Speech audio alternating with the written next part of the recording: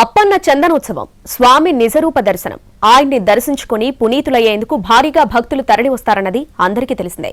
అయితే ఈసారి సింహాచలంలో ఊహించని ప్రమాదం తీవ్ర విషాదాన్ని నింపింది. ఒక్కసారిగా ఈదురుగాలుతో పాటు భారీ వర్షం కురిసింది.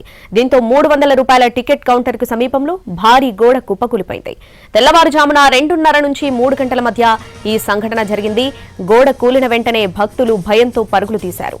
భక్తుల్లో కొందరు ధైర్యం చేసి శిథిలాల్ని తొలగించారు.